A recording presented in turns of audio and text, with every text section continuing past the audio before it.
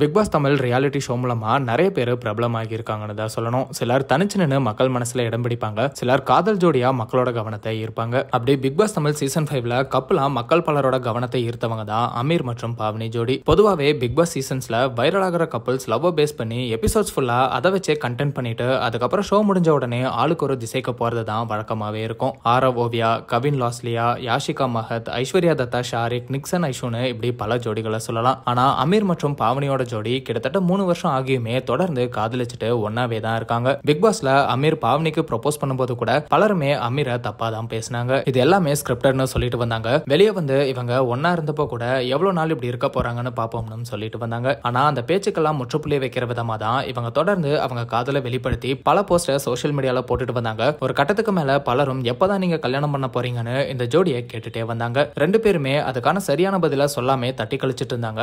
இப்போ இவங்க கல்யாணம் எப்போ அப்படிங்கறத அபிஷியலா தெரியப்படுத்தியிருக்காங்க. அமீர் மற்றும் பாவனி ஒரு அழகான வீடியோ மூலமா திருமண தேதியை எல்லாருக்குமே தெரியப்படுத்தியிருக்காங்க. இவங்க திருமணம் இந்த வருஷம் ஏப்ரல் மாசம் 4ஆம் தேதி நடக்க இருக்கு. இவங்களோட ஃபேன்ஸ், ஃப்ரெண்ட்ஸ், வெல்விஷர்ஸ்னு பலருமே அமீர் மற்றும் பாவனிக்கு வாழ்த்துக்களை சொல்லிட்டு வராங்க. குறிப்பா இவங்க கேங்ல இருந்து விஜய், பிரியங்கா, சிபின்னு இவங்களும் இந்த காதல் ஜோடிக்கு வாழ்த்துக்களை தெரிவிச்சிருக்காங்க. இவங்க ஷேர் பண்ண வெட்டிங் டேட் ரிவீல் வீடியோல பாவனி 3 வருஷம் 3 நிமிஷம் மாதிரி போயிடுச்சு. நீ ப்ரொபோஸ் பண்ண அந்த தருணம் சந்தோஷமும் பயமும் கலந்து இருந்துச்சு. எங்க மறுபடியும் தப்பான முடிவை எடுத்துருவனும்னு, ஆனா நீ கொடுத்த நம்பிக்கை நம்ம காதல் பயணத்தை இவ்வளவு தூரம் நடக்க வச்சிருச்சுன்னு சொல்லியிருக்காங்க. அமீரும் ப்ரொபோஸ் பண்ணும்போது ரொம்பவே பயந்தேன். இப்ப கூட நீ என் காதலை ஏத்துக்கிட்டதை நம்ப முடியல. நம்ம காதலிக்கிற பெண்ணும் நம்மள காதலிக்கிற சந்தோஷம் மாதிரி எதுவுமே இல்லை அப்படின்னு அமீர் மற்றும் பாவனின்னு ரெண்டு பேருமே ரொம்ப எமோஷனலா அவங்க காதல் ஆரம்பிச்ச தருணத்தை பத்தி பேசி அவங்க காதல் பயணத்தையும் சொல்லி இப்போ அடுத்த கட்டமா திருமணம் நடக்க போறத பத்தியும் சொல்லி டேட்டை ரிவீல் பண்ணியிருக்காங்க.